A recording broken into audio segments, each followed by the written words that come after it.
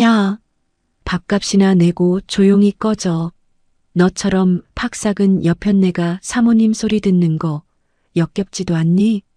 15년 세월 남편 뒷바라지에 친정 건물까지 팔아 시댁을 일으켰건만 남편의 대기업 이사 승진 파티 날 제게 돌아온 건 불륜녀를 옆에 낀 남편과 시어머니의 잔인한 독설뿐이었습니다. 하지만 그들은 꿈에도 몰랐을 겁니다.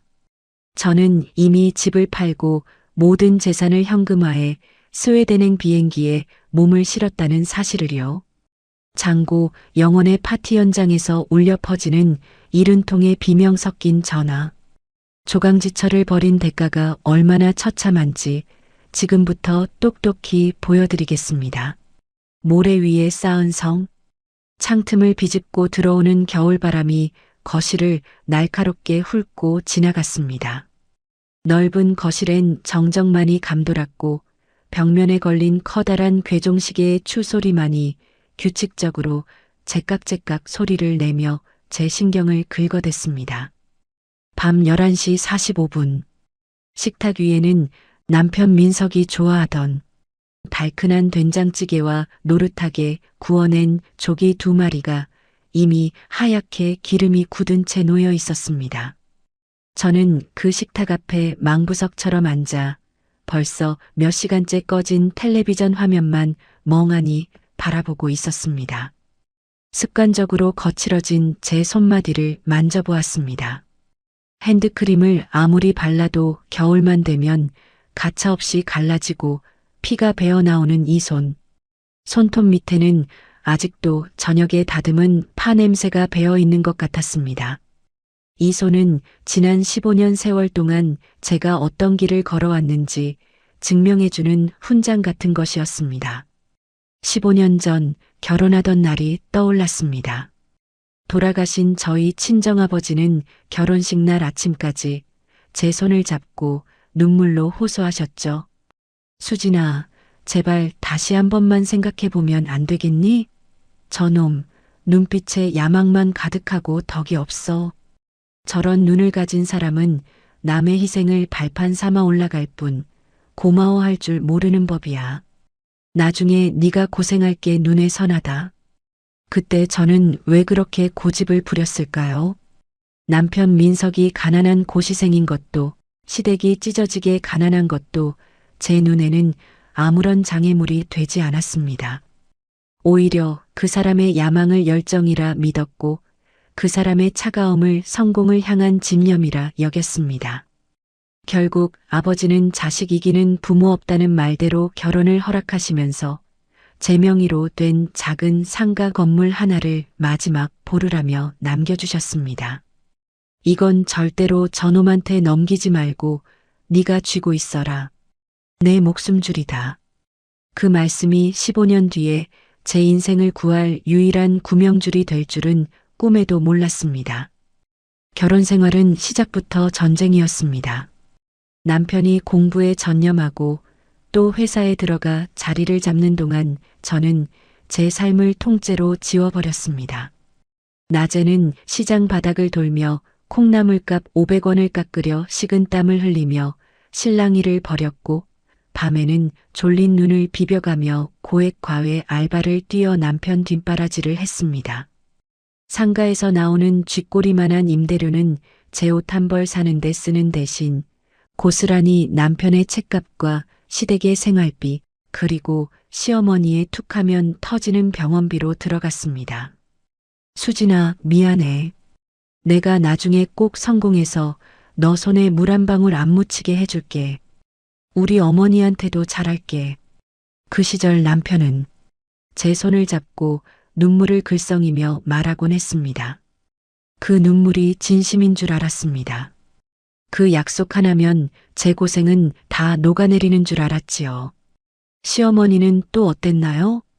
우리 귀한 아들기 살려야 한다며 툭하면 전화를 걸어와 돈을 요구했습니다.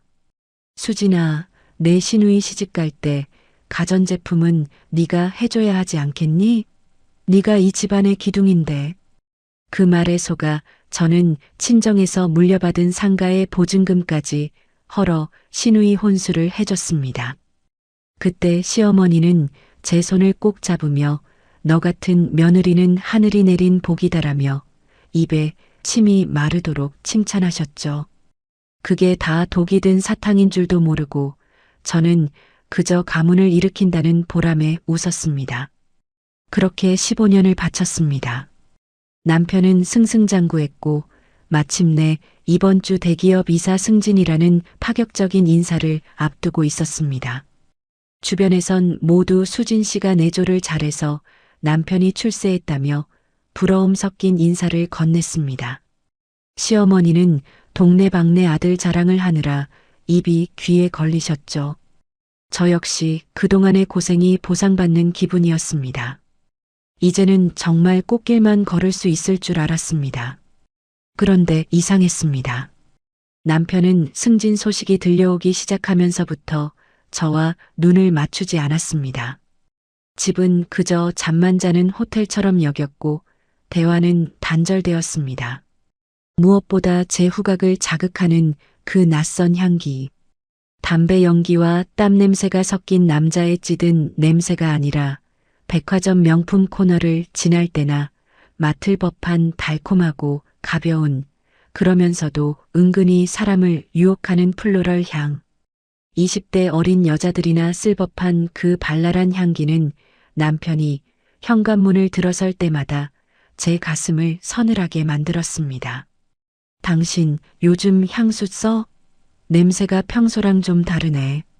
조심스럽게 건넨 제 말에 남편은 오히려 버럭 소리를 질렀습니다. 무슨 소리야? 거래처 사람들이랑 어울리다 보니 향수가 좀 밴 모양이지. 당신은 이 나이에 의부증이라도 생겼어? 사람을 무슨 범죄자 취급을 해? 피곤해 죽겠는데 정말 사람 잡네. 적반하장도 유분수지. 남편은 코트를 거칠게 소파에 내던지고는 안방으로 쏙 들어가 문을 잠가버렸습니다. 15년을 함께 산 아내를 향해 내뱉는 말치고는 너무나도 날카롭고 차가운 칼날 같았습니다. 저는 한참을 그 자리에 멍하니 서 있었습니다. 그러다 바닥에 떨어진 남편의 코트를 주워 들었습니다. 정리하려던 찰나 코트 속주머니 사이로 분홍색 종이 한 조각이 툭 하고 떨어졌습니다. 그것은 강남에 있는 유명한 프렌치 레스토랑의 영수증이었습니다. 2인 코스 요리에 빈티지 와인, 그리고 케이크 예약 비용까지 총액이 95만 원이 찍혀 있더군요. 제가 아이들 교육비 아끼고 본인 옷 한 벌 안 사 입으며 10원 한 장 벌벌 떨며 모은 돈이 남편의 단 한 끼 식사로 날아간 것입니다. 하지만 저를 정말 무너뜨린 건 금액이 아니었습니다. 영수증 뒷면에 휘갈겨진 둥글둥글하고 발랄한 손글씨였습니다. 우리 자기, 이사 승진 너무너무 축하해. 이젠 걸림돌 없이 우리 둘이서만 꽃길 걷자. 사랑해. 걸림돌. 그 단어가 제 심장을 갈기갈기 찢어놓았습니다. 남편에게 저는 사랑하는 아내도 인생의 동반자도 아니었습니다. 그저 승진을 위해, 성공을 위해 이용해온 걸림돌에 불과했던 것입니다. 15년 동안 제가 쌓아온 세계가 한순간에 거대한 모래성처럼 무너져 내리는 소리가 들렸습니다. 내가 콩나물 값을 아끼고 시댁 식구들 비위를 맞추며 뒷바라지하는 동안 그는 다른 여자의 손을 잡고 와인을 마시며 저를 치워버릴 계획을 세우고 있었던 겁니다. 입술을 꽉 깨물었습니다. 비릿한 피 냄새가 입안을 가득 채웠지만 저는 소리내어 울지 않았습니다. 눈물은 사치였습니다. 저는 그 영수증을 다시 남편의 코트 주머니에 고이 넣어두었습니다. 지금 당장 방 안으로 뛰어들어가 소리를 지르고 자는 남편의 멱살을 잡고 싶었지만 제 안의 차가운 본능이 속삭였습니다. 지금은 아니야. 수진아, 참아. 가장 높은 곳에서 가장 기고만장할 때 저 인간이 가진 모든 걸 앗아와야 해. 저는 차갑게 식어버린 된장찌개를 싱크대에 부어버렸습니다. 그리고 어둠 속에서 조용히 자신의 스마트폰을 켰습니다. 제일 먼저 확인한 것은 친정아버지가 남겨주신 상가 건물의 매매 시세와 제 단독 명의로 된 예금 통장의 잔액들이었습니다. 그리고 스웨덴에 정착해 살고 있는 고등학교 동창 엘린에게 메시지를 보냈습니다. 엘린, 나 정말 갈 것 같아. 준비 좀 도와줘. 복수는 뜨겁게 하는 것이 아니라 얼음처럼 차갑게 식혀서 하는 것이라는 사실을 저는 그날 밤 뼈저리게 깨달았습니다. 민서가, 네가 승진이라는 구름 위로 올라가는 그 순간을 기다릴게. 네가 가장 아끼는 그 돈과 명예, 그리고 네가 복덩이라 부르는 그 여자까지 포함해서 내가 어떻게 내 인생을 통째로 드러내버리는지 똑똑히 지켜봐. 제 인생의 진짜 승진은 바로 오늘 이 지옥 같은 깨달음으로부터 시작되고 있었습니다. 그날 밤 저는 한숨도 자지 못했습니다. 옆에서 코를 골며 태연하게 잠든 남편의 얼굴을 보고 있자니 15년 전 제가 사랑했던 그 남자가 맞나 싶어 소름이 돋더군요. 새벽녘이 되어서야 겨우 몸을 일으킨 저는 남편의 가방과 옷 주머니를 샅샅이 뒤졌습니다.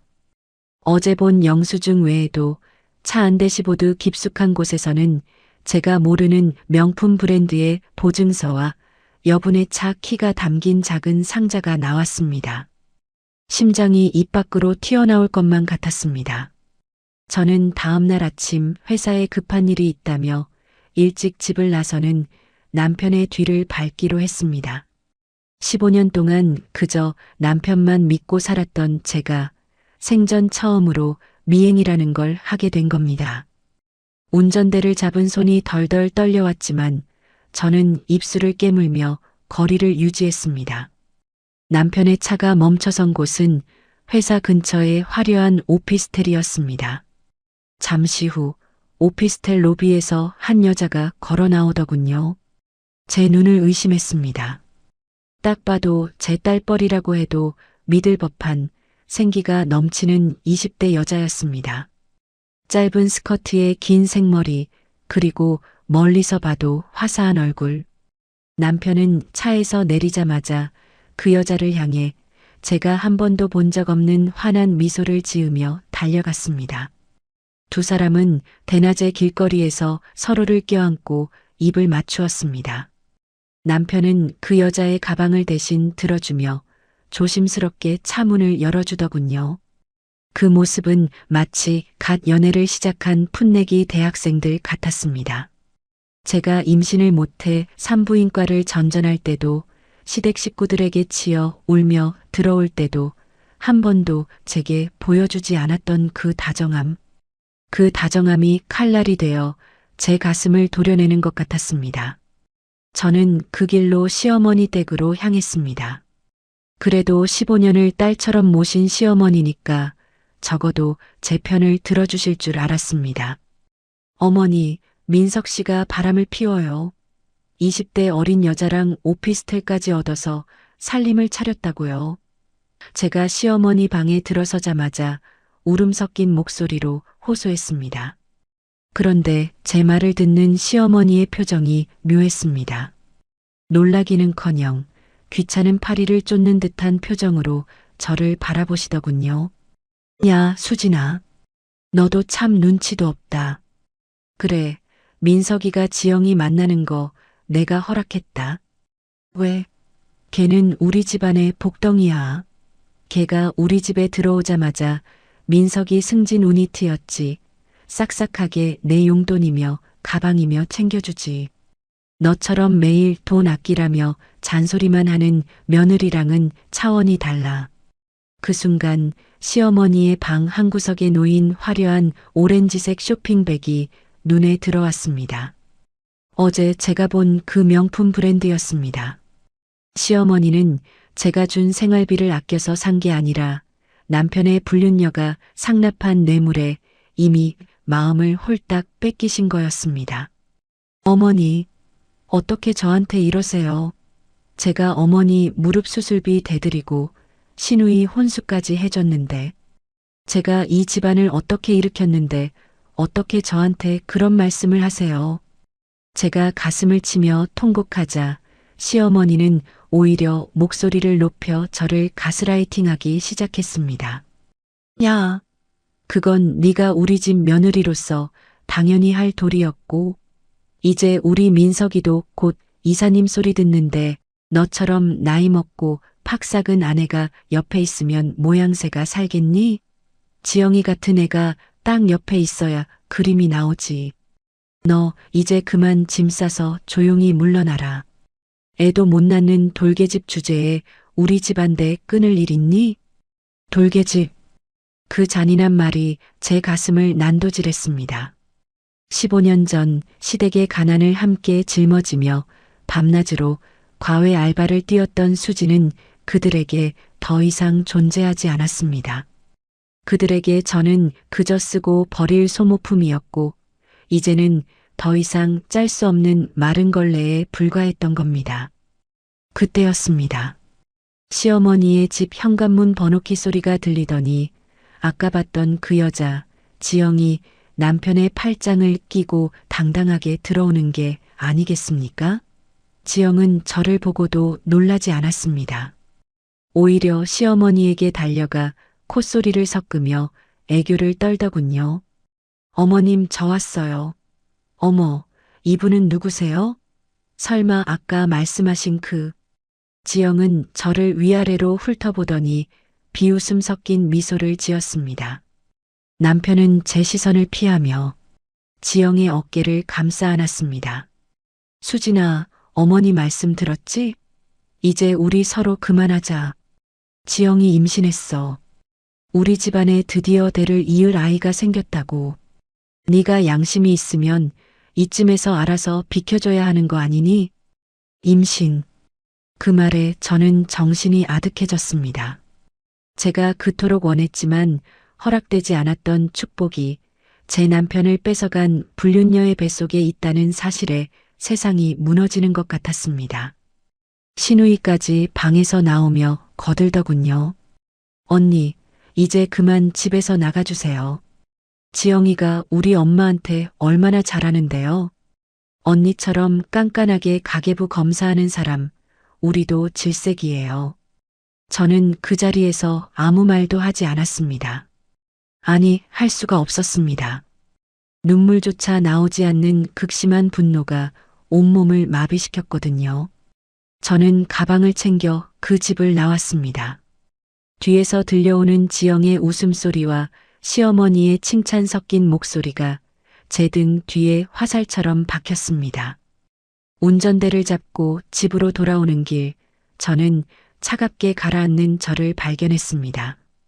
아버지가 돌아가시며 남겨주신 말씀이 다시 한번 떠올랐습니다. 이건 내 목숨줄이다. 절대 남편한테 넘기지 마라.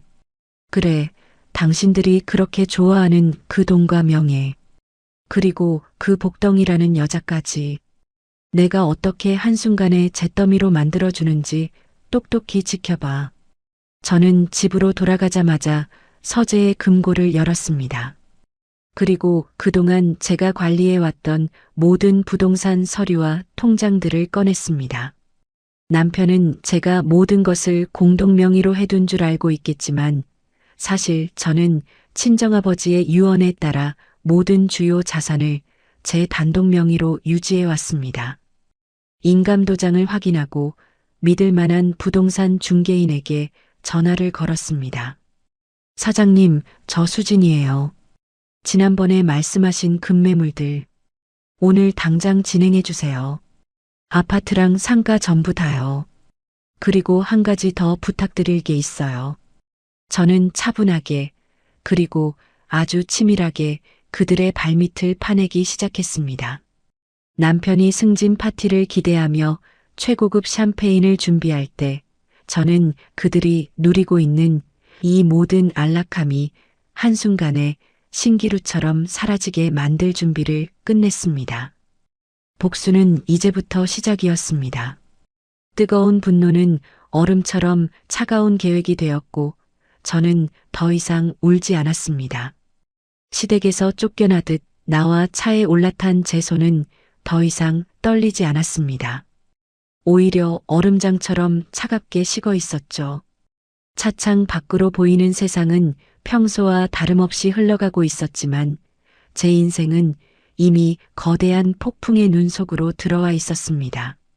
15년 전 아버지께서 저를 위해 남겨주신 그 상가 건물과 우리가 살고 있는 이 아파트, 남편은 당연히 이 모든 게 부부 공동의 재산이고 언젠가 자기가 다 주무를 수 있는 돈이라 믿고 있을 겁니다. 하지만 아버지는 참으로 영리한 분이셨습니다. 결혼 전 증여를 통해 철저하게 제 단독 명의로 묶어두셨고 사후에도 제 허락 없이는 누구도 손댈 수 없게 법적인 장치를 다 해두셨거든요.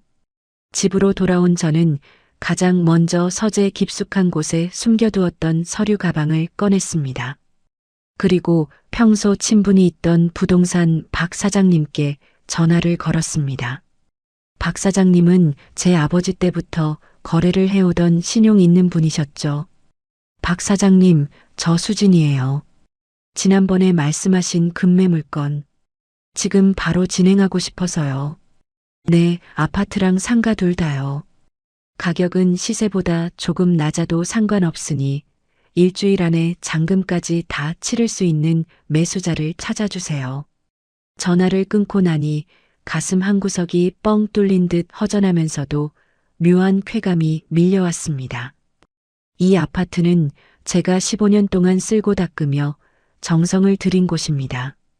남편이 승진하면 더 넓은 곳으로 이사 가자며 꿈을 키웠던 곳이기도 하죠. 하지만 이제 이곳은 저들에게 지옥의 덫이 될 예정이었습니다. 저는 이어서 은행 지점장님께 전화를 걸어 제 단독 명의로 된 예금과 적금을 모두 해지하고 현금화할 수 있는 모든 자산을 외화로 환전해 스웨덴 친구 엘린의 계좌로 송금하기 시작했습니다.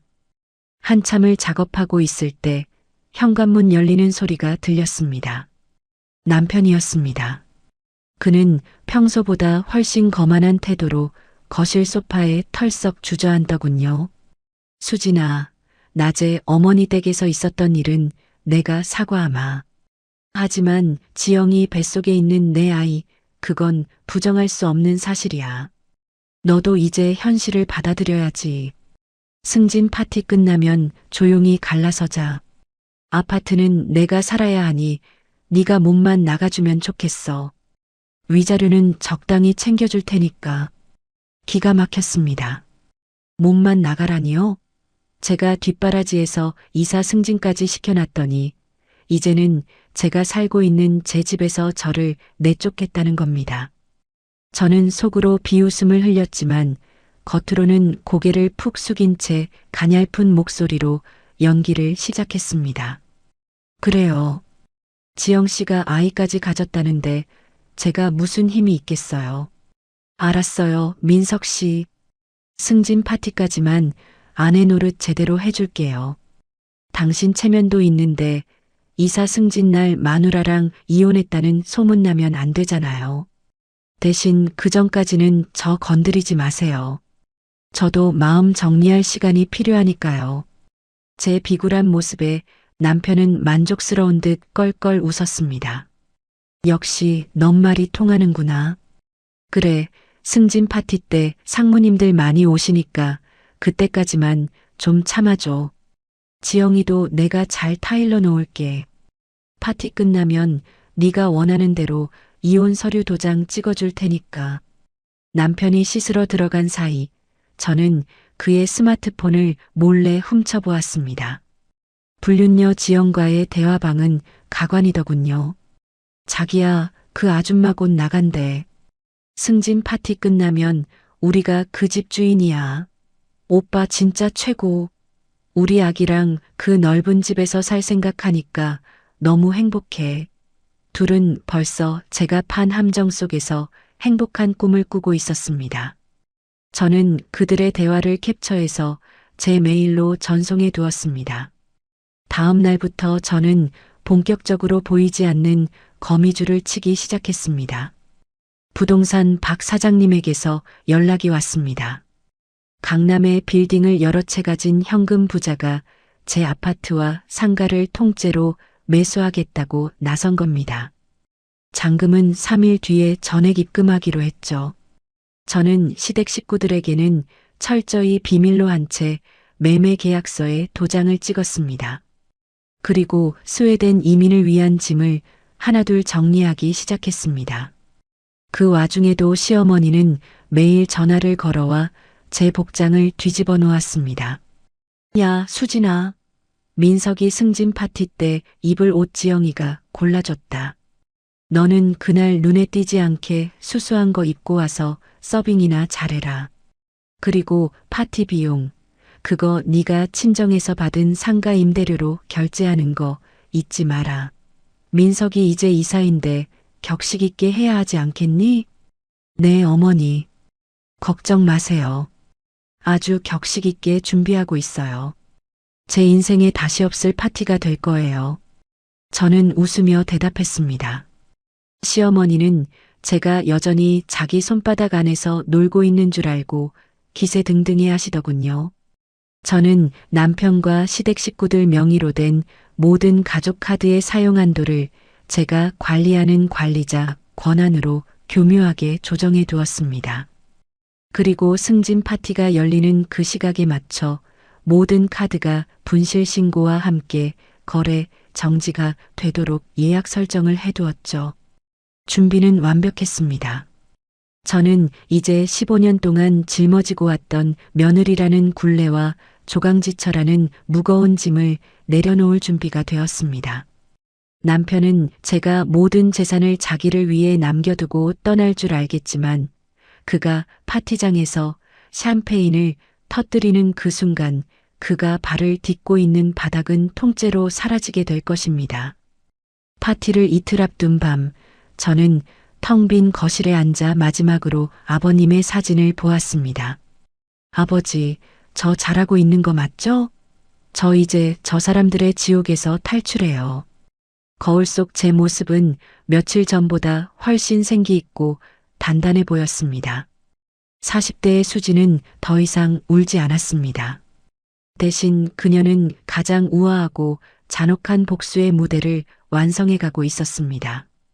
시댁 식구들은 제가 조용히 짐을 싸서 스웨덴으로 떠날 준비를 하는 줄은 꿈에도 모른 채 제 돈으로 명품을 쇼핑하고 지영이의 배를 쓰다듬으며 축제 분위기에 젖어 있었습니다. 특히 남편은 승진 파티 때 상무님께 지영이를 내조 잘하는 예비 신부로 소개할 생각에 부풀어 있었죠. 그래요, 민석 씨. 마음껏 즐기세요. 당신이 누리는 그 모든 호사가 사실은 당신 인생의 마지막 축제가 될 테니까요. 저는 마지막으로 비행기 티켓을 확인했습니다. 승진 파티가 열리는 날 밤 11시, 스웨덴 스톡홀름행 퍼스트 클래스 좌석. 저는 그 시각 구름 위에서 그들의 비명을 감상하게 될 것입니다. 70통이 넘는 부재중 전화가 걸려오겠지만 저는 그 전화를 절대 받지 않을 것입니다. 아니, 번호를 아예 바꿔버리고 세상에서 가장 행복한 웃음을 지으며 잠이 들겠지요. 보이지 않는 거미줄은 이제 완벽하게 짜였습니다. 먹잇감들은 스스로 거미줄 한복판으로 걸어 들어오고 있었고 저는 조용히 그들이 파멸의 늪으로 빠지는 순간을 기다리기만 하면 되었습니다. 15년의 헌신에 대한 마지막 대가는 바로 그들의 완벽한 몰락이었습니다. 드디어 남편의 이사 승진 파티가 열리는 날이 밝았습니다. 창밖은 눈부시게 푸르렀지만 제 마음은 그 어느 때보다 차분하고 고요했습니다. 짐은 이미 다 쌌습니다. 15년의 세월을 단 2개의 커다란 이민 가방에 압축해 넣고 나니 참 허망하다는 생각도 들더군요. 하지만 슬퍼할 시간은 없었습니다. 오늘 밤 제 인생에서 가장 화려한 작별 인사가 기다리고 있었으니까요. 오전 내내 남편은 거울 앞에서 제가 생일 선물로 사준 명품 수트를 입어보며 연신 싱글벙글이었습니다. 넥타이를 매는 그의 손길에서 권력에 취한 남자의 오만함이 묻어났습니다. 수진아, 이 넥타이 어때? 상무님들이 좋아하실까? 그는 마치 제가 여전히 자기의 충실한 비서이자 조력자인 줄 알고 천연덕스럽게 물었습니다. 저는 웃으며 대답했습니다. 그럼요, 당신한테 딱 어울려요. 오늘 파티에서 당신이 세상에서 제일 빛날 거예요. 제 말에 진짜 의미가 추락하기 직전의 마지막 빛이라는 걸 그는 꿈에도 몰랐겠지요. 점심 무렵 시어머니에게서 전화가 걸려왔습니다. 평소에도 쩌렁쩌렁하던 그 목소리는 아들의 출세 덕분에 한층 더 위세가 당당해져 있었습니다. 야, 수진아, 너 지금 어디냐? 오늘 호텔 파티 준비 다 됐지? 네, 어머니. 예약 다 확인했어요. 그래, 잘했다. 그런데 말이다. 오늘 말이야, 상무님들이랑 높으신 분들이 많이 오시잖니. 그래서 내가 생각을 좀 해봤는데 오늘 파티 자리에 너는 좀 안 나타났으면 좋겠다. 가슴속에 뜨거운 불덩이가 치밀어 올랐지만 저는 목소리를 가다듬었습니다. 어머니, 그게 무슨 말씀이세요? 민석 씨 승진 파티인데 아내인 제가 안 간다니요? 얘가 눈치가 없긴. 너 요즘 얼굴 봐라. 고생을 많이 해서 그런지 팍 사가가지고는. 이사 사모님 소리 듣기엔 너무 급이 떨어지잖니. 안 그래도 지영이가 오늘 아주 화려하게 차려입고 오기로 했다. 지영이 옆에 세워두면 우리 민석이가 얼마나 젊어 보이고 능력 있어 보이겠냐? 너는 그저 집에서 조용히 기도나 하고 있어라. 기가 막혀서 헛웃음이 나왔습니다. 15년 동안 시장 바닥을 구르고 밤잠 설쳐가며 뒷바라지한 대가가 급이 떨어진다는 말이라니요. 하지만 시어머니의 망언은 거기서 끝이 아니었습니다. 아, 그리고 제일 중요한 거. 오늘 호텔 식대랑 술값이 한 500만 원 정도 나올 것 같다더라. 민석이는 이제 체면이 있어서 그런 돈 자기가 직접 내고 그러면 안 돼. 네가 친정에서 받은 상가 임대료 모아둔 거 있지? 그거 호텔 데스크에 미리 맡겨둬라. 너는 밥값이나 내고 조용히 사라지는 게 오늘 네가 할 일이다. 알겠니? 네, 어머니. 알겠어요. 밥값 제가 확실하게 책임질게요. 저는 떨리는 목소리를 숨기며 대답했습니다. 시어머니는 만족스러운 듯 그래. 역시 넌 순종적이라서 좋아라며 전화를 끊었습니다. 그들은 저를 사람이 아니라 움직이는 지갑, 그저 쓰고 버리는 소모품으로 보고 있었던 겁니다. 저녁 7시 파티가 열리는 강남의 최고급 호텔 로비에 도착했습니다. 화려한 샹들리에 아래로 정장을 차려입은 사람들이 모여들고 있었습니다. 입구에는 김민석 이사 승진 축하연이라는 커다란 현수막이 걸려 있더군요. 그 현수막을 보는데 가슴 한편이 서늘해졌습니다. 저 현수막이 내일이면 그에게 얼마나 큰 수치가 될지 상상만 해도 짜릿했습니다. 멀리서 시어머니와 시누이 그리고 남편의 모습이 보였습니다. 그리고 그 옆에는 남편의 팔짱을 낀 채 여왕이라도 된 양거드름을 피우는 불륜녀 지영이 서 있었습니다. 지영은 제가 사준 남편의 카드로 산 게 분명한 수백만 원짜리 명품 드레스를 입고 있었습니다. 시어머니는 지영의 손을 꼭 잡고 지인들에게 우리 새며느리야 얼마나 복덩이인지 몰라라며 자랑을 늘어놓고 있더군요. 제가 다가가자 지영이 비웃음 섞인 표정으로 속삭였습니다. 어머, 언니 오셨어요? 어머님 말씀 못 들으셨나 봐. 여긴 언니 같은 분이 올 자리가 아닌데. 옷차림이 너무 소박하시다. 남편도 저를 보더니 인상을 찌푸리며 다가왔습니다. 수진아, 너 여기 왜 왔어? 어머니가 집에서 쉬라고 하셨잖아. 상무님들 오시기 전에 얼른 가. 저는 아무 말 없이 시어머니에게 다가갔습니다. 시어머니는 제 팔을 낚아채며 구석으로 끌고 갔습니다. 야, 너 미쳤니? 지영이가 기분 잡치면 어떡하려고 여기까지 와. 돈은? 돈은 맡겼어? 저는 가방에서 제 개인 카드를 꺼내 시어머니 눈앞에 흔들어 보였습니다. 걱정 마세요, 어머니. 호텔 데스크에 이미 말해뒀어요. 파티 끝나고 결제할 때 이 카드로 긁으라고요. 한도 넉넉하니까 마음껏 시키세요. 오늘은 당신들이 그토록 원하던 날이잖아요. 시어머니는 카드를 보자마자 눈이 뒤집혀서 얼른 가로채더군요. 그래, 역시 넌 이 맛에 쓴다니까. 자, 이제 카드 맡겼으니까 너는 얼른 꺼져. 괜히 여기서 얼쩡거리다가 민석이 앞길 막지 말고. 저는 시어머니의 그 탐욕스러운 얼굴을 마지막으로 눈에 담았습니다. 그리고 남편과 지영이 다정하게 건배하는 모습을 보며 속으로 카운트다운을 시작했습니다. 그래요, 마음껏 즐기세요. 샴페인도 제일 비싼 걸로 따고 스테이크도 최고급으로 썰어 드세요. 당신들이 마시는 그 술 한 잔, 고기 한 점이 당신들 인생의 마지막 만찬이 될 테니까. 저는 호텔 데스크로 향했습니다. 직원에게 카드를 건네며 미리 준비한 메모를 전달했습니다. 이 카드로 결제해 주세요. 하지만 지금 당장이 아니라 제가 전화를 드리면 그때 승인해 주시면 됩니다. 만약 그 전에 다른 카드로 결제하려고 하면 무조건 거절해 주시고요. 직원은 의아해했지만 제가 미리 챙겨준 넉넉한 팁에 고개를 끄덕였습니다. 호텔 문을 나서는 제 발걸음은 깃털처럼 가벼웠습니다.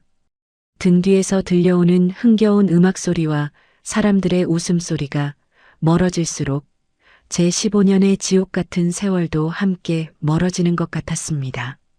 로비를 나와 미리 예약해둔 콜택시에 몸을 실었습니다. 목적지는 인천국제공항이었습니다.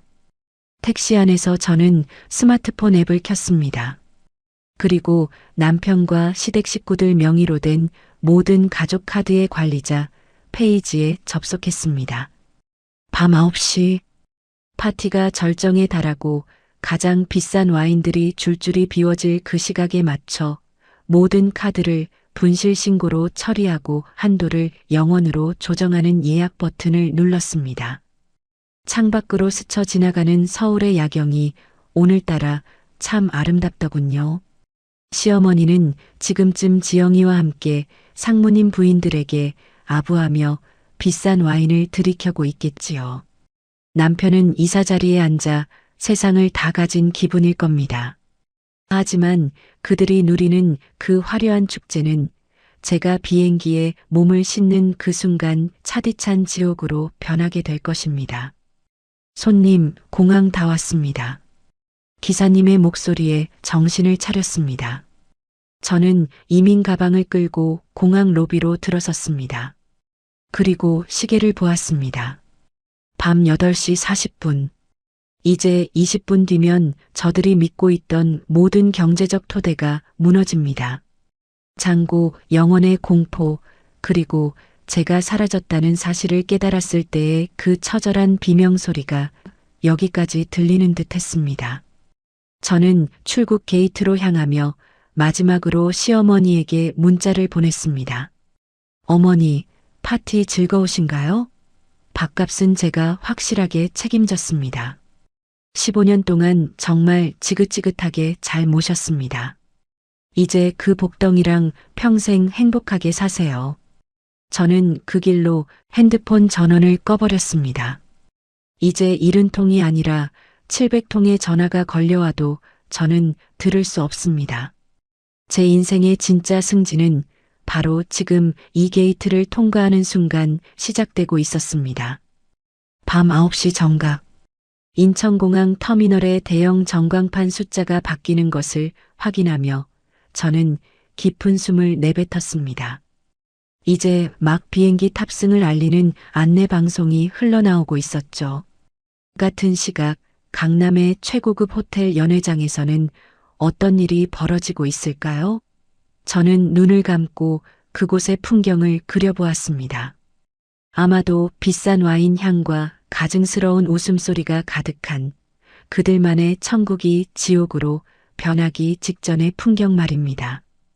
그 시각 호텔 연회장의 분위기는 최고조에 달해 있었을 겁니다.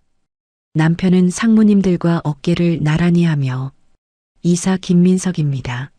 를 연신 외쳐댔겠지요. 시어머니는 지영이의 손을 꼭 잡고 사람들 사이를 누비며 우리 집안 복덩이야. 얘 덕분에 우리 아들이 이렇게 출세했다니까. 라며 제 존재를 완전히 지워버린 채 우쭐해 있었을 겁니다. 지영이는 제 카드로 산 명품 가방을 테이블 위에 보란 듯이 올려두고 상무님 사모님들에게 아양을 떨며 예비이사 부인 행세를 톡톡히 하고 있었겠지요. 드디어 파티가 끝나갈 무렵 지배인이 공손하게 계산서를 들고 시어머니에게 다가갔을 겁니다. 500만 원이라던 식대는 어느새 최고급 양주와 와인이 추가되어 800만 원을 훌쩍 넘어가 있었겠죠. 시어머니는 호기롭게 웃으며 제가 맡겨둔 카드를 내밀었을 겁니다. 여기요. 우리 며느리가 미리 맡겨둔 카드니까 이걸로 긁으쇼. 지배인은 카드를 받아 결제기에 긁었습니다. 하지만 화면에는 빨간 글씨가 떴겠지요. 분실 신고된 카드입니다. 손님, 이 카드는 분실 신고가 되어 있어서 승인이 안 됩니다. 지배인의 말에 시어머니는 코방귀를 뀌었을 겁니다. 무슨 소리야? 방금 전까지 멀쩡하던 카드인데. 다시 긁어봐요, 다시. 몇 번을 다시 시도해도 결과는 같았습니다. 당황한 시어머니는 남편을 불렀겠지요. 남편은 짜증 섞인 얼굴로 자신의 지갑에서 카드를 꺼냈을 겁니다. 아, 거참. 수진이가 또 무슨 실수를 했나 보네. 내 걸로 하세요. 하지만 남편의 카드 역시 화면에는 차가운 문구만 띄웠을 겁니다. 한도 초과 거래 정지. 남편의 얼굴이 서서히 흑빛으로 변해갔을 겁니다. 그는 믿을 수 없다는 듯 다른 카드, 또 다른 카드를 연신 꺼냈겠지만 결과는 모두 똑같았습니다. 제가 이미 모든 가족 카드의 관리자, 권한으로 한도를 0원으로 묶어버렸으니까요. 주변의 시선이 따가워지기 시작했을 겁니다.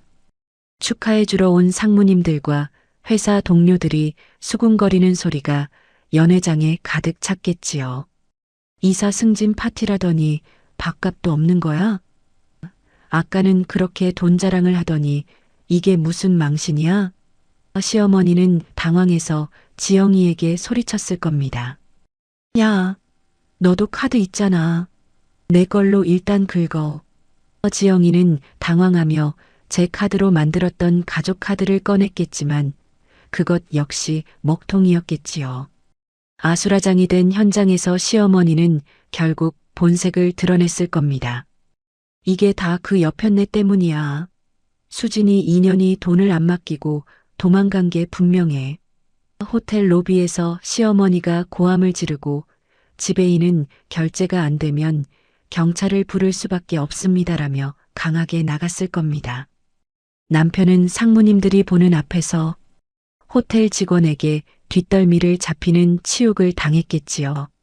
승진해서 기세등등하던 이사의 모습은 온데간데없고 밥값 못 내서 전전긍긍하는 초라한 범죄자 취급을 받는 그 꼴이라니. 그때였습니다. 시어머니가 미친 듯이 제 번호로 전화를 걸기 시작한 게요. 수진아, 너 지금 어디야? 이 나쁜 년아, 카드 왜 정지시켰어? 당장 호텔로 안 와. 하지만 제가 보낸 문자 한 통이 그녀의 숨통을 완전히 끊어놓았을 겁니다. 어머니, 밥값은 제가 책임진다고 했죠? 그동안 제가 해드린 수술비, 생활비, 시누이 혼수비. 그거 생각하면 이 정도 망신은 약과죠. 이제 당신들이 아끼는 그 복덩이 지영이한테 해결해달라고 하세요. 전 이제 떠납니다. 문자를 확인한 시어머니는 그 자리에서 뒷목을 잡고 쓰러졌을 겁니다. 남편은 허겁지겁 은행 앱을 켜서 통장 잔고를 확인했겠지요. 하지만 그가 본 숫자는 처참한 0원. 제가 이미 모든 현금을 외화로 환전해 송금해버린 뒤였으니까요. 이럴 리가 없어. 내 돈, 우리 집 재산이 다 어디 갔어. 남편의 절규가 호텔 천장을 울렸겠지만 대답해주는 사람은 아무도 없었을 겁니다. 결국 결제가 해결되지 않자 호텔 측에서는 경찰을 불렀습니다. 상무님들과 회사 사람들은 에휴, 사람 잘못 봤네라며 혀를 차며 자리를 떴고 남편은 승진한 당일 경찰차에 올라타는 비참한 신세가 되었습니다. 지영이는 경찰이 오자마자 남편의 팔짱을 슬그머니 풀고는 저랑은 상관없는 일이에요. 저도 속았어요. 라며 발뺌을 하기 시작했겠지요. 그 모습을 본 시어머니가 지영이의 머리채를 잡고 이년아, 네가 복덩이라며, 네가 돈 다 낸다며, 라며 개싸움이 벌어졌을 겁니다. 호화로운 호텔 연회장은 순식간에 난장판이 되었고 그 소식은 다음 날 아침이면 회사 전체에 파다하게 퍼질 겁니다. 이사 승진한 김민석, 밥값 800만 원 못 내서 경찰 연행. 이 한 줄의 소문이 그가 15년 동안 쌓아온 명예를 단숨에 무너뜨릴 테니까요.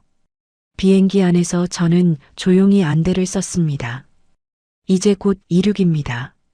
70통이 넘는 부재중 전화가 찍혔지만 저는 단 한 통도 받지 않았습니다.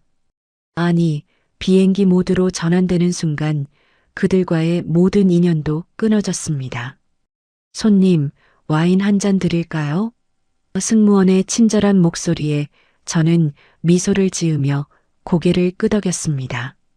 시원한 화이트 와인 한 모금이 목줄기를 타고 내려가는데 15년 묵은 체증이 씻겨 내려가는 기분이었습니다.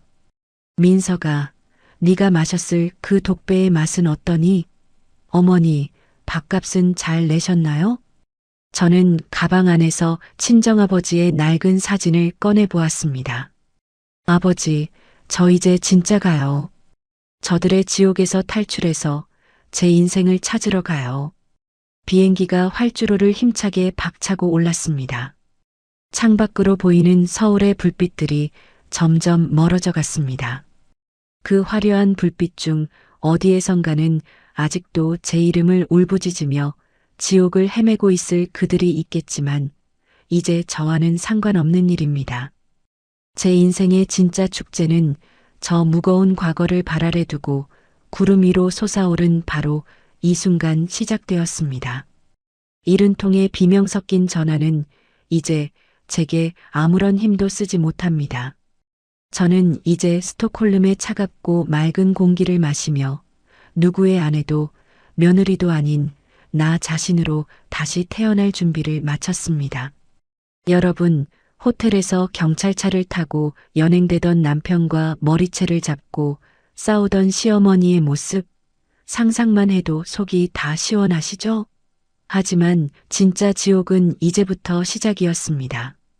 경찰서에서 대물림하듯 서로를 탓하며 몇 시간을 조사받고 나온 시댁 식구들.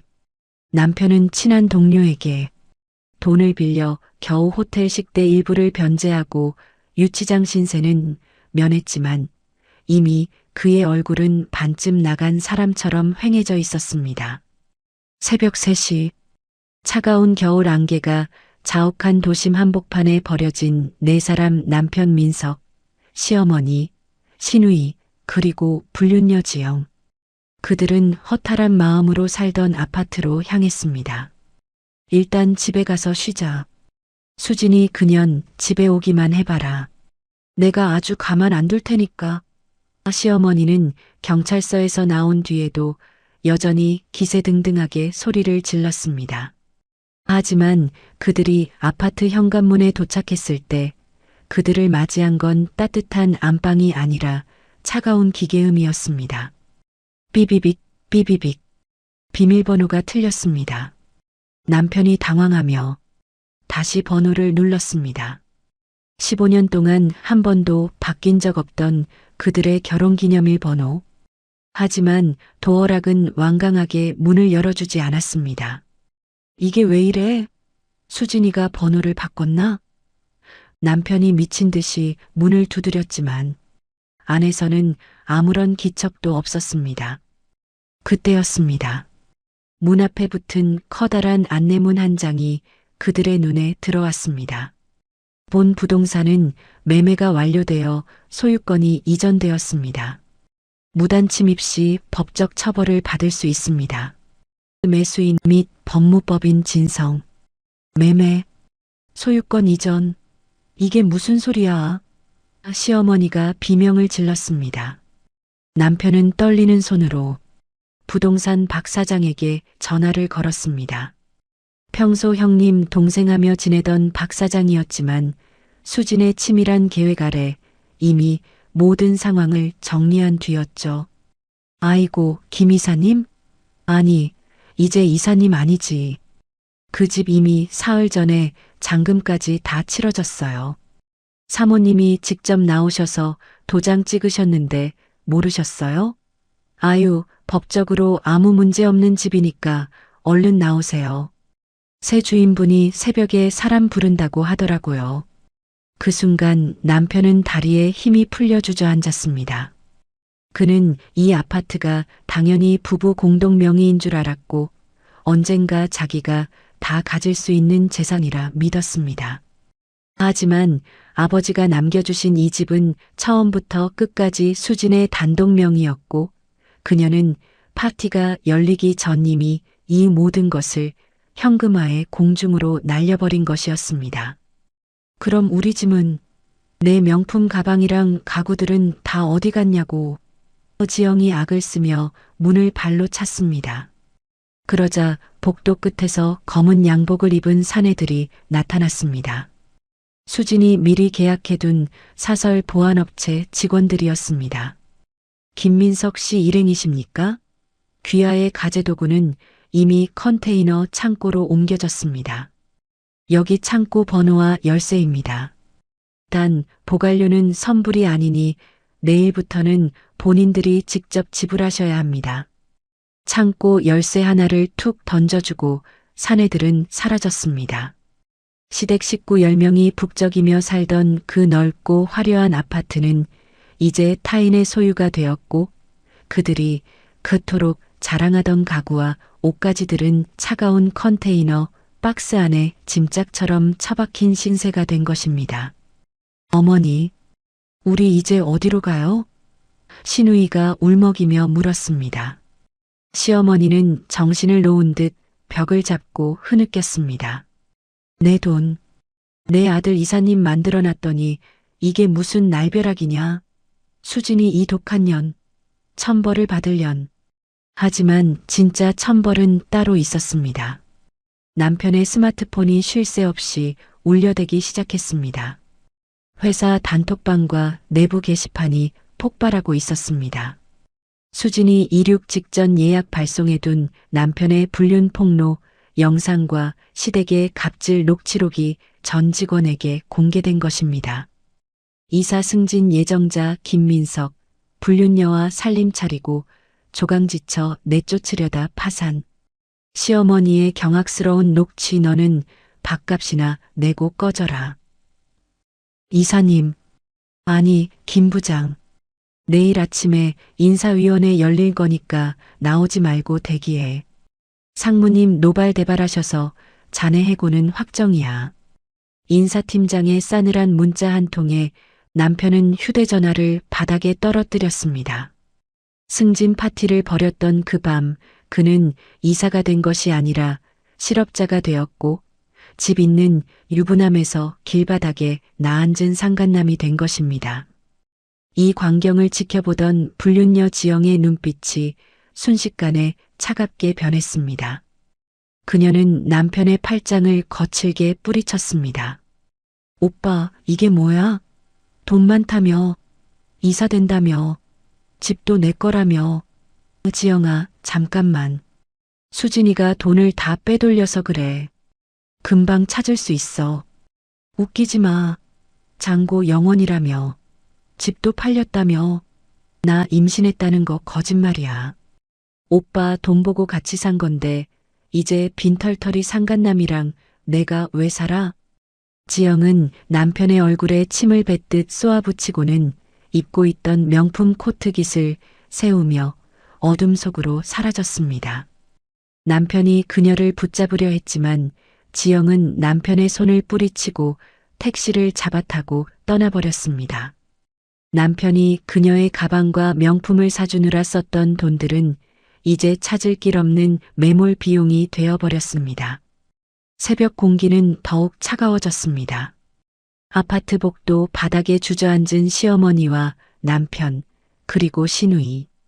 그들은 수진에게 전화를 걸기 시작했습니다. 한 통, 두 통, 10통. 수진아, 제발 전화 좀 받아봐. 내가 잘못했다. 어미가 미안해. 일단 문 좀 열어줘라. 수진아, 나 민석이야. 우리 대화로 풀자. 응? 너 어디야? 지금 당장 돌아와. 하지만 수진의 전화기는 이미 꺼져 있었고 그들의 목소리는 공허한 복도 벽에 부딪혀 되돌아올 뿐이었습니다. 70통이 넘는 부재중 전화를 남기는 동안 그들은 자신들이 저질렀던 악행이 얼마나 큰 부메랑이 되어 돌아왔는지 뼈저리게 느끼고 있었습니다. 밥값 500만 원 아끼려다 전 재산을 날리고 며느리를 식모 취급하다가 자신들이 길바닥 식모 신세가 된 것입니다. 그 시각 수지는 구름이 퍼스트 클래스 좌석에서 따뜻한 차를 마시고 있었습니다. 창밖으로 보이는 새벽별을 보며 그녀는 생각했습니다. 아버지, 이제야 다 끝난 것 같아요. 저 사람들은 이제야 자신들이 어떤 짓을 했는지 알게 되겠죠. 하지만 너무 늦었어요. 용서는 산 사람에게나 하는 거지 죽은 인연에게는 하는 게 아니니까요. 수지는 평화롭게 눈을 감았습니다. 등 뒤에 남겨진 지옥의 비명소리는 더 이상 그녀를 괴롭히지 못했습니다. 15년의 헌신을 비웃었던 그들에게 남겨진 건 오직 텅 빈 통장과 차가운 컨테이너 열쇠 하나뿐이었습니다. 스톡홀름의 아침은 차갑지만 투명했습니다. 창문을 열자 코끝을 스치는 알싸한 공기가 폐부 깊숙한 곳까지 시원하게 훑고 지나갔습니다. 한국에서의 그 찌든 음식 냄새, 시어머니의 걸걸한 잔소리, 그리고 남편의 가식적인 웃음소리가 가득했던 그 지옥 같은 공기와는 차원이 다른 생전 처음 맡아보는 자유의 향기였습니다. 저는 호텔 테라스에 앉아 따뜻한 커피 한 잔을 손에 쥐었습니다. 15년 만에 처음으로 누구를 위해 아침상을 차리지 않아도 되고 누구의 눈치를 보지 않아도 되는 오롯한 나만의 시간이었습니다. 문득 어제 비행기 이륙 직전 꺼두었던 한국 휴대전화가 생각났습니다. 저는 주머니에서 그 기계를 꺼내 천천히 전원을 켰습니다. 로밍 신호가 잡히자마자 기계가 미친 듯이 진동하기 시작했습니다. 징, 징, 징 끊임없이 울려대는 진동음은 마치 지옥에서 들려오는 비명소리 같았습니다.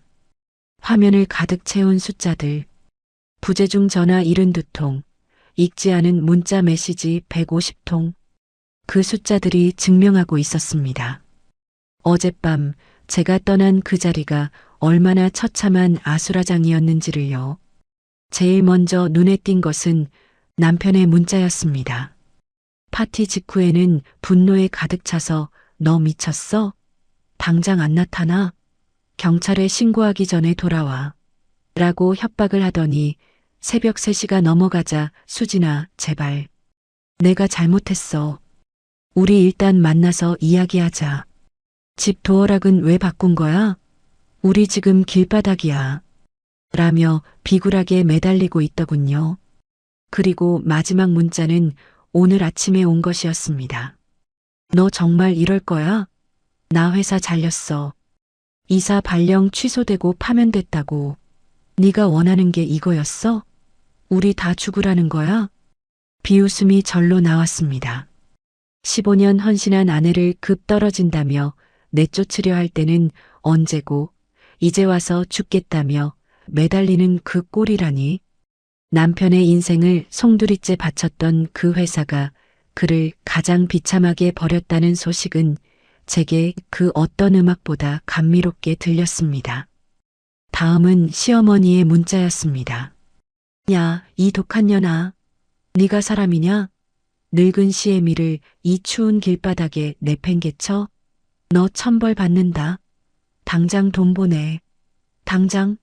협박으로 시작한 문자는 이내 애걸복걸로 바뀌어 있었습니다. 수진아, 내가 미안하다. 내가 입이 보살이라 말이 헛나왔어. 지영이 그녀는 벌써 도망갔다. 우리 아들 시계랑 현금 다 들고 튀었어. 우리 지금 갈 곳이 없다. 제발 돈 조금만 보내줘라. 죽을 죄를 지었다. 복덩이라며 치켜세우던 지영이가 남편의 마지막 남은 재산까지 털어 도망갔다는 대목에서 저는 무릎을 탁 쳤습니다. 역시 유유상종이라더니 돈 보고 붙은 불륜녀가 돈 떨어진 남자를 지킬 리가 없죠. 지영이가 도망갔다는 사실을 알았을 때 시어머니와 남편이 서로의 멱살을 잡고 얼마나 처절하게 싸웠을지 눈에 선했습니다. 신우이의 문자는 더 가관이었습니다. 언니, 나 이번 달 카드값 내야 하는데 왜 내 카드 정지시켰어요? 나 지금 친구들이랑 여행 왔다가 계산 못해서 잡혀 있어요. 언니 미쳤어요? 얼른 입금해줘요. 아직도 상황 파악 못하고 기생충처럼 단물 빨아먹으려 드는 그 뻔뻔함에 혀를 내둘렀습니다. 저는 그 모든 메시지를 하나하나 읽어내려갔습니다. 분노, 원망, 협박, 애원, 절규. 인간의 추악한 본성이 그 짧은 문장들 속에 고스란히 담겨 있었습니다. 여러분 상상해 보세요. 어제까지만 해도 이사 사모님 꿈에 부풀어 최고급 호텔에서 와인을 마시던 사람들이 하루아침에 장고 영혼의 알거지가 되어 차가운 아파트 복도 바닥에 주저앉아 있는 그 모습을요. 배신한 남편은 직장을 잃고 사회적으로 매장당했고 갑질하던 시어머니는 믿었던 불륜녀에게 뒤통수를 맞고 쓰러졌습니다. 그들이 남긴 72통의 전화는 바로 그들이 만든 지옥에서 살려달라고 내지르는 단군 일의 가장 처절한 비명이었습니다. 저는 마지막으로 남편에게 답장을 썼습니다. 아니, 답장이라기보다는 마지막 작별 인사였죠. 민서가, 네가 그랬지? 지영이가 내 인생의 복덩이라고. 그 복덩이랑 평생 행복하게 살아. 아, 참. 네가 살고 싶어 했던 그 아파트랑 상가, 어제 잔금까지 다 치르고 새 주인한테 넘겼어. 이제 너랑은 상관없는 곳이야. 그리고 내 돈으로 샀던 내 명품 정장이랑 시계들도 내가 다 회수했으니 찾지 마. 영원의 인생, 네가 자초한 거니까 달게 받아. 전송 버튼을 누르자마자 저는 휴대전화 전원을 다시 꺼버렸습니다. 이제 그들은 저를 찾을 수도 저에게 닿을 수도 없습니다. 저는 호텔을 나와 스톡홀름 시내를 걷기 시작했습니다. 오래된 돌길 위로 쏟아지는 햇살이 따뜻했습니다. 길가 카페에 앉아 갓 구운 시나몬 롤과 커피를 주문했습니다. 이제는 콩나물값 500원을 아끼지 않아도 되고 시어머니의 전화를 기다리며 불안해하지 않아도 됩니다. 제 통장에는 그동안 모아온 재산과 부동산 매각 대금이 든든하게 들어 있었고 제 앞에는 누구도 방해할 수 없는 고요한 인생이 펼쳐져 있었습니다. 문득 거리에 지나가는 단란한 가족들의 모습이 보였습니다. 예전 같으면 아이가 없는 제 처지를 비관하며 눈시울이 붉어졌겠지만 이제는 아니었습니다. 혼자여도 충분히 빛날 수 있다는 것, 그리고 나를 파괴하는 인연을 끊어내는 것이야말로 진정한 승리라는 것을 이제야 알았기 때문입니다. 시댁 식구들은 이제 월세방을 전전하며 서로를 증오하고 원망하며 남은 생을 보내게 될 것입니다. 남편은 상간남이라는 꼬리표를 달고 재취업도 못한 채 비참하게 늙어갈 것이고, 시어머니는 제가 보내주던 생활비가 끊긴 뒤에야 그 돈이 얼마나 소중했는지 뼈저리게 느끼겠죠. 하지만 그건 그들의 몫입니다. 제가 상관할 바가 아닙니다. 저는 카페 의자에 깊숙이 몸을 기대고 하늘을 바라보았습니다. 아버지, 저 이제 진짜 자유예요. 15년 동안 빌려줬던 제 인생, 이제 제가 다 돌려받았어요. 바람에 실려온 은은한 꽃향기가 코끝을 간지럽혔습니다. 남편의 옷에서 나던 그 역겨운 불륜의 향기가 아니라 오직 나만을 위해 피어난 생의 향기였습니다. 수지는 더 이상 과거의 비명에 귀 기울이지 않았습니다. 그녀의 인생에서 김민석과 그 식구들은 이미 죽은 사람들이나 다름없었으니까요. 잃은 통의 비명은 이제 호수의 물결처럼 잔잔하게 흩어져 사라졌습니다. 45살의 수진, 그녀의 진짜 인생은 스톡홀름의 찬란한 아침 햇살과 함께 이제 막 시작되고 있었습니다. 여러분, 제가 스톡홀름의 노천 카페에서 갓 구운 빵 향기를 맡으며 여유를 즐기고 있을 때 저를 급 떨어진다며 내쫓았던 그 사람들은 어디서 무엇을 하고 있었을까요? 인생이라는 게 참 묘합니다. 15년 동안 제가 닦아놓은 비단길 위에서 왕노릇을 하던 사람들을 그 길에서 한 발자국만 밀어냈을 뿐인데 그들은 스스로 비틀거리다 못해 서로를 물어뜯는 괴물이 되어버렸습니다. 아파트에서 쫓겨난 그 밤, 남편과 시어머니 그리고 시누이는 결국 갈 곳이 없어 찜질방을 전전해야 했습니다. 그 잘난 이사 승진 파티복을 입고 찜질방 바닥에 누워있는 그들의 꼴이 어떠했을지 상상만 해도 웃음이 나지 않으세요? 하지만 진짜 지옥은 다음날 아침 컨테이너 창고 앞에서 펼쳐졌습니다. 이게 다 뭐야? 왜 가구들이 다 여기 있어? 시어머니는 창고 문을 열자마자 비명을 질렀습니다. 제가 미리 업체를 불러 옮겨둔 짐들은 그저 먼지 쌓인 짐짝에 불과했습니다. 그들이 그토록 자랑하던 이태리제, 소파, 수입 대리석, 식탁. 그 화려한 가구들은 이제 그들이 들어갈 단칸방 월세방에는 발 하나 들릴 수 없는 애물단지가 되어 있었습니다. 무엇보다 보관료가 문제였습니다. 하루만 지나도 불어나는 창고 임대료를 낼 돈이 그들에겐 10원 한 장 없었으니까요. 결국 그들은 제 카드로 샀던 명품 가방과 시계들을 중고시장에 내다 팔기 시작했습니다. 하지만 그것도 잠시였습니다. 남편의 회사 파면, 소식은 업계에 삽시간에 퍼졌고 상간남이라는 주홍 글씨가 새겨진 글을 받아줄 회사는 어디에도 없었습니다. 야, 김민석, 네가 똑똑히 처리한다며. 수진이 그년이 돈 다 들고 튀는 동안 넌 뭐했어? 시어머니의 날선 화살은 결국 아들인 민석에게 향했습니다. 평소 금지옥엽 아끼던 아들이었지만 돈줄이 끊기고 길바닥에 나앉게 되자 아들은 그저 자신을 고생시키는 무능한 놈일 뿐이었습니다. 어머니, 제발 그만 좀 하세요. 어머니가 지영이 보고 복덩이라고 부추기지만 않았어도 이 지경까진 않았어요.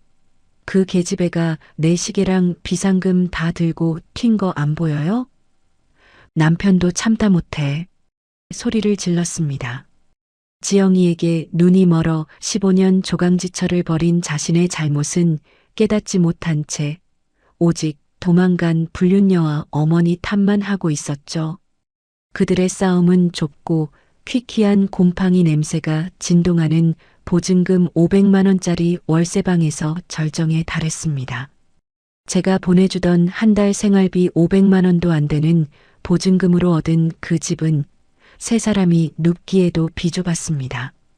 신우이는 매일같이 울며 불며 소리를 질러댔습니다. 나 친구들한테 이사 사모님 신우이 된다고 다 자랑했단 말이야. 나 이제 창피해서 얼굴도 못 들고 다녀. 엄마, 오빠, 어떻게 좀 해봐. 언니한테 빌어서라도 돈 좀 받아오란 말이야. 그 와중에 시어머니는 제가 남겨둔 마지막 덫에 걸려들었습니다. 제가 결혼 초부터 시어머니 명의로 가입해 두었던 각종 보험과 연금들. 사실 그것들의 수익자는 모두 수진저로 되어 있었고, 제가 떠나기 직전 모든 계약을 해지하며 환급감까지 싹 거두어 갔거든요. 시어머니는 그게 자기 노후 자금인 줄 알고 믿고 있었는데, 은행에서 해지된 계좌입니다라는 말을 듣고는 그 자리에서 거품을 물고 쓰러졌다고 합니다. 하지만 병원비조차 없었습니다. 남편은 여기저기 손을 벌려봤지만 이미 밥값 못 내서 경찰차 탄 놈으로 소문난 그에게 돈을 빌려줄 사람은 아무도 없었습니다. 오히려 돈을 빌려줬던 지인들이 내 돈부터 갚으라며 월세방으로 들이닥쳤죠. 야, 김민석, 너 이사 된다고 큰 소리 치더니 이게 뭐야? 내 돈 3천만 원 당장 내놔. 채무자들에게 멱살을 잡혀 질질 끌려가는 아들의 모습을 보며 시어머니는 통곡했습니다. 수진아, 수진아, 내가 죽을 죄를 졌다. 제발 한 번만 살려줘라. 그녀는 벽을 치며 제 이름을 불렀지만 이미 저는 지구 반대편에서 그들의 비명소리를 배경음악 삼아 와인을 마시고 있었습니다. 진흙탕 싸움의 앞권은 도망간 지영이의 소식이었습니다. 남편이 지영이를 잡겠다며 흥신소까지 알아봤지만 돌아온 소식은 가관이었죠. 지영이는 애초에 임신조차 하지 않았고 남편 민석이 말고도 3명의 남자에게서 생활비 명목으로 돈을 뜯어내던 전문 꽃뱀이었던 겁니다. 남편 민석은 자신이 15년 헌신한 아내를 버리고 선택한 복덩이가 사실은 자신을 파멸로 이끈 독사였다는 사실을 알고는 미친 사람처럼 웃음을 터뜨렸다고 합니다. 하하, 임신도 아니었어? 내가 고작 그런 년 때문에 수진이를 버렸다고? 내 집, 내 직장, 내 인생을 다 바쳐서? 남편은 뒤늦게 후회의 눈물을 흘리며 밤마다 술에 절어 살았습니다. 하지만 그 눈물은 저를 향한 미안함이 아니라 자신의 처지가 한심해서 흘리는 이기적인 눈물일 뿐이었죠. 시댁 식구들은 이제 서로의 얼굴만 봐도 치를 떨며 싸웠습니다. 시어머니는 아들의 무능을 탓하고 아들은 어머니의 탐욕을 원망하며 신우이는 그 사이에서 돈 한 푼 안 나오는 집안 꼴에 진저리를 쳤습니다. 제가 없던 15년 전에 그 가난하고 추악한 밑바닥으로 그들은 정확하게 되돌아간 것입니다. 아니, 그때보다 더 비참해졌죠. 이미 화려한 맛을 알아버린 자들에게 가난은 죽음보다 더한 고문이니까요. 여러분, 이래서 사람이 죄를 짓고는 못 사는 겁니다. 남의 눈에 피눈물 흘리게 하면 제 눈에는 맷돌 같은 눈물이 흐른다는 옛말이 하나 틀린 게 없더군요. 스톡홀름의 노을이 지는 저녁, 저는 우연히 한국 뉴스를 검색하다가 익숙한 이름을 발견했습니다. 대기업 전 간부 밥값 미납 사건 이후 사기 혐의로 피소 남편 민석이었습니다. 급하게 돈을 마련하려다 지인의 투자금을 건드린 모양이더군요. 저는 조용히 노트북을 닫았습니다. 더 이상 그들의 소식을 찾아볼 필요도 없었습니다. 그들은 이미 제가 만든 지옥이 아니라 자신들이 만든 업보의 늪에서 스스로 가라앉고 있었으니까요. 수진아, 오늘 저녁은 뭐 먹을까? 옆 테이블에 다정한 노부부가 저를 보며 미소 지었습니다. 저는 밝게 웃으며 대답했습니다. 가장 비싸고 맛있는 걸 먹으려고요. 제 인생에서 가장 소중한 나를 위해서요. 70통의 비명 섞인 전화는 이제 제 기억 속에서 완전히 지워졌습니다. 제 인생의 무대에서 그들은 이미 퇴장당한 엑스트라일 뿐입니다. 추악한 진흙탕 속에서 서로의 살점을 뜯어먹으며 살아갈 그들의 미래에 저는 단 한 방울의 동정심도 남겨두지 않았습니다. 여러분, 시간이 참 빠릅니다. 제가 한국을 떠나 스톡홀름에 자리를 잡은 지도 어느덧 1년이라는 시간이 흘렀습니다. 그동안 저는 어떻게 지냈냐고요? 아버지가 남겨주신 자산과 한국에서 정리해온 자금으로 작은 갤러리 카페를 열었습니다.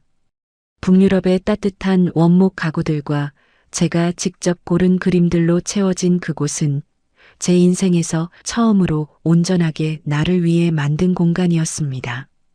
그 1년 사이 제 얼굴에선 그늘이 사라졌습니다. 시어머니의 잔소리에 시달리며 퀭했던 눈가는 이제 생기로 반짝였고 콩나물 값을 아끼느라 거칠었던 손은 이제 부드러운 유화 물감을 만지는 화가의 손이 되었습니다. 이곳 사람들은 저를 수진 그 자체로 불러주었습니다. 누구의 아내도 며느리도 아닌 독립적인 인간으로 대접받는 매일매일이 꿈만 같았죠. 그런데 어느 날 오후였습니다. 갤러리 밖으로 보이는 북유럽의 투명한 햇살 아래 낯익은 하지만 아주 흉측하게 일그러진 그림자 하나가 나타났습니다. 카페 유리창 너머로 저를 멍하니 바라보고 있는 한 남자. 처음에는 누군가 했습니다. 꾀재재한 코트 소매는 해져 있었고 얼굴은 반쪽이 되어 찰흙처럼 휑하게 가라앉아 있었거든요. 1년 전 세상을 다 가진 듯 기세등등하게 이사 승진 파티를 벌이던 김민석, 바로 제 남편이었습니다. 기가 막혔습니다. 스웨덴까지 저를 찾아오다니요. 그는 마치 유령이라도 본 듯 떨리는 손으로 카페 문을 열고 들어왔습니다. 딸랑이는 종소리가 오늘따라 참 처량하게 들리더군요. 수진아, 수진아, 너 정말 여기 있었구나. 그의 목소리는 쉰 소리가 섞여 갈라져 있었습니다. 15년 동안 제가 사랑했던 그 당당한 목소리는 온데간데없고 오직 비굴함과 비참함만이 가득했습니다. 저는 들고 있던 찻잔을 천천히 내려놓았습니다. 심장이 뛸 줄 알았는데 아니었습니다. 너무나도 고요했습니다. 마치 길가에 굴러다니는 쓰레기를 보는 듯한 아무런 감정도 없는 그런 상태 말입니다. 여긴 어떻게 알고 왔니? 김민석 씨. 제 차가운 말투에 남편은 무너지듯 제 앞에 주저앉았습니다.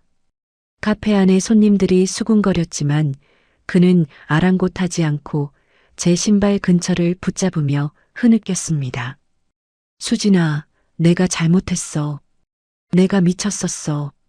지영이 그년한테 홀려서 내 인생의 은인인 너를 몰라보고 어머니도 지금 몸져 누워 계셔. 신우이는 사채 빚에 쫓겨서 어디론가 잠적했고 나 지금 정말 죽고 싶어. 하루하루가 지옥이야. 그의 입에서 나온 소식들은 예상대로였습니다. 이사 승진은커녕 불륜 영상이 퍼져 업계에서 매장당했고 사기 혐의로 소송까지 당해 전 재산을 압류당했다고 하더군요. 살던 월세방 보증금까지 날리고 지금은 고시원을 전전하며 일용직을 뛰고 있다는 그의 말에 저는 속으로 비웃음을 흘렸습니다. 15년 동안 제가 공들여 쌓아준 성을 제 손으로 허물고 나니 그는 고작 고시원 방 한 칸조차 유지하기 힘든 무능한 인간일 뿐이었던 겁니다. 수진아, 나 한 번만 살려줘. 네가 가진 그 돈 조금만. 아니, 조금만 빌려주면 내가 어떻게든 다시 시작해볼게. 우리 예전처럼 돌아갈 순 없겠지만 그래도 내가 죽어가는 건 막아줘야 하잖아. 우리 15년 정이 있잖아. 15년 정이라는 말에 저는 참아왔던 실소를 터뜨렸습니다.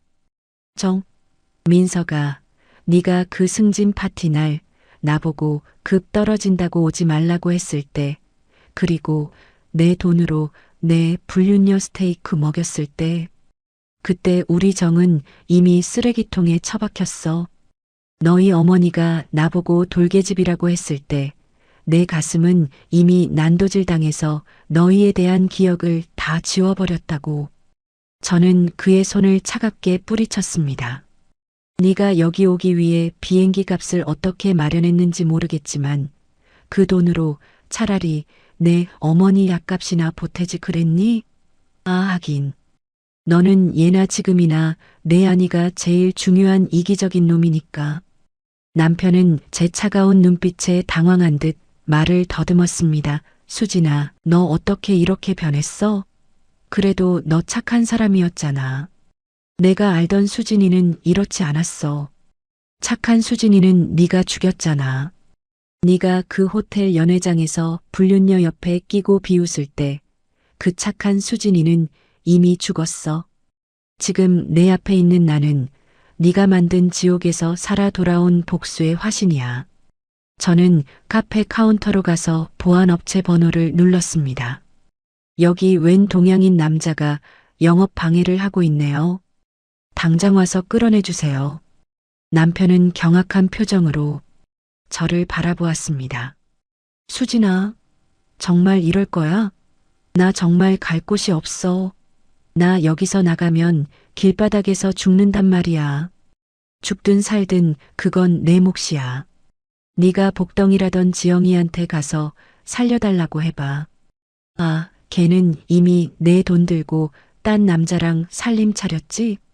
잠시 후 덩치 큰 보안 요원들이 들이닥쳐 남편의 양팔을 붙잡았습니다. 그는 미친 사람처럼 소리를 지르며 제 이름을 불렀습니다. 이수진, 너 천벌 받을 거야. 조강지처가 이래도 되는 거야? 수진아, 제발. 그의 비명소리가 멀어질수록 카페 안은 다시 평화로운 정적에 휩싸였습니다. 저는 다시 자리에 앉아 식어버린 차를 한 모금 마셨습니다. 쓴맛이 났지만 뒤끝은 개운하더군요. 1년 전 제가 느꼈던 그 절망과 고통을 그는 이제야 시작하고 있는 것이었습니다. 여러분, 재회는 결코 아름답지 않았습니다. 그저 쓰레기 더미를 한 번 더 확인한 기분이었죠. 하지만 그를 보고 나니 확실해졌습니다. 제 선택이 옳았다는 것을요. 만약 제가 그때 참았더라면 저 비참한 남자의 뒤치다꺼리를 하며 제 남은 인생까지 썩어갔겠지요. 저는 갤러리 벽에 걸린 제 그림을 보았습니다. 어두운 터널을 지나 눈부신 빛으로 나아가는 여자의 뒷모습. 그건 바로 저였습니다. 이른 통에 비명 섞인 전화로 저를 괴롭히던 유령들은 이제 완전히 성불에 사라졌습니다. 창밖으로 경찰차에 실려가는 남편의 뒷모습이 보였습니다. 1년 전 호텔 식대 못내서 경찰차 타던 그날에서 그는 단 한 발자국도 나아가지 못한 채 영원히 그 자리에 머물러 있더군요.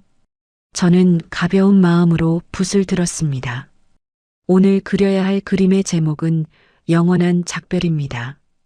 시청자 여러분, 남에게 눈물 흘리게 한 사람은 반드시 피눈물을 흘리게 되어 있습니다. 제가 증명해 드렸잖아요. 이제 저는 이 평화로운 곳에서 다시는 그들의 이름을 부르지 않으며 저만의 꽃길을 걸어가겠습니다. 여러분, 이제 제 긴 이야기의 마지막 장을 넘기려 합니다. 스웨덴 경찰차에 실려가던 남편의 그 비참한 뒷모습을 보며 저는 15년 동안 제 가슴을 짓누르던 거대한 바위덩어리가 마침내 가루가 되어 흩어지는 것을 느꼈습니다. 그가 소리치던 착했던 수진이는 그날 그 카페 문 밖으로 영원히 퇴장당했습니다. 이제 이곳 스톡홀름에는 오직 자신의 인생을 스스로 그려나가는 한 여자, 수진만이 남았습니다. 그 소동이 있은 후 저는 한동안 카페 문을 닫고 혼자만의 여행을 떠났습니다. 북유럽의 숲길을 걷고 얼음처럼 차가운 호수에 발을 담그며 제 안에 남아있던 마지막 도끼까지 씻어냈습니다. 예전에는 시어머니의 너는 왜 애를 못 낳니라는 타박이 송곳처럼 가슴을 찔렀는데 이제는 압니다. 제가 아이를 갖지 못했던 것은 아마도 하늘이 저 비뚤어진 집안의 대를 잊지 말라고 저를 지켜주신 신호였다는 것을요. 덕분에 저는 아무런 미련 없이, 아무런 연결고리 없이 그 지옥을 빠져나올 수 있었던 겁니다. 여행에서 돌아온 저에게 한국에서 소식 한 통이 날아왔습니다.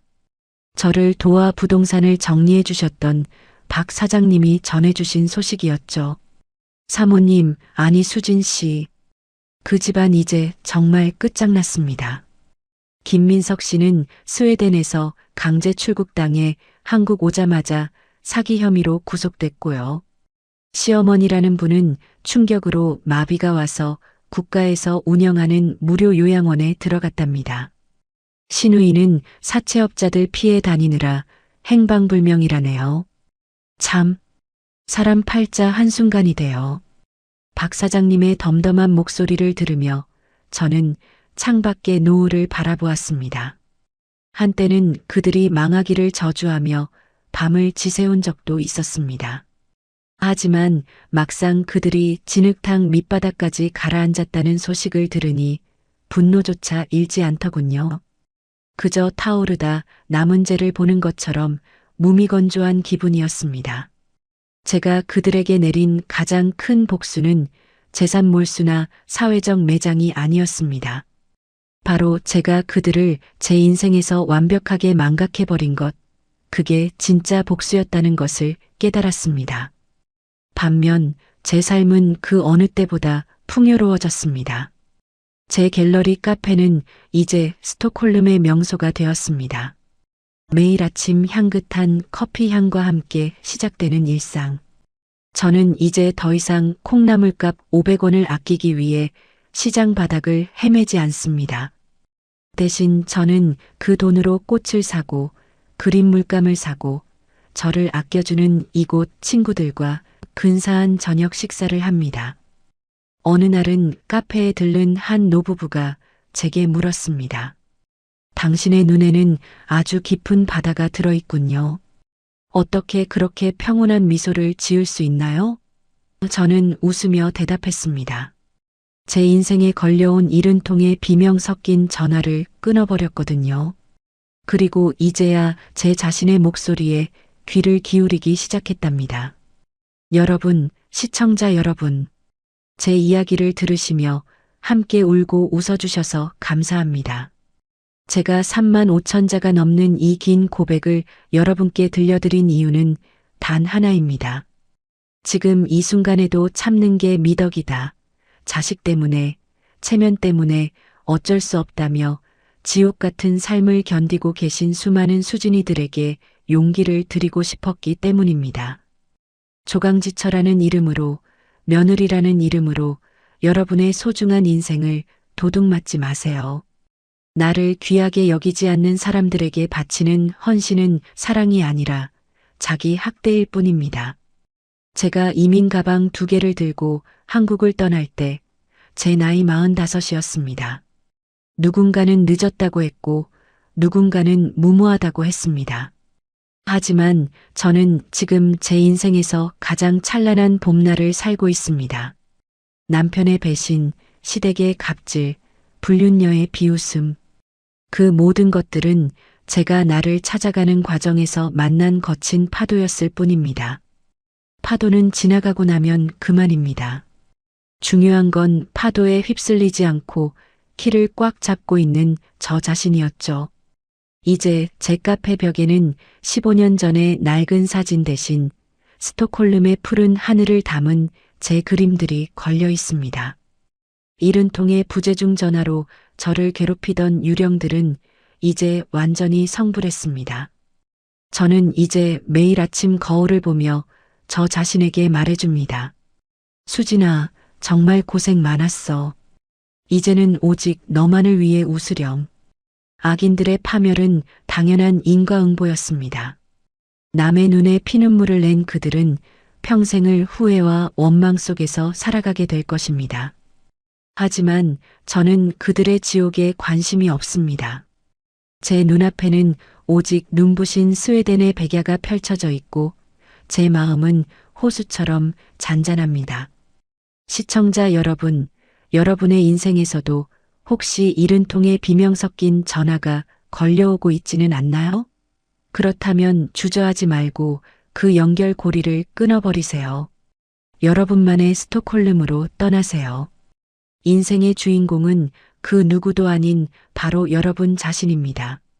저 수진이는 이제 이 평화로운 곳에서 여러분의 행복을 빌겠습니다.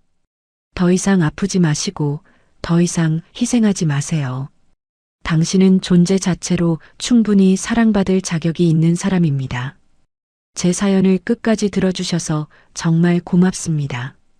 여러분의 앞날에도 저처럼 찬란한 승리의 햇살이 가득하기를 진심으로 기도하겠습니다.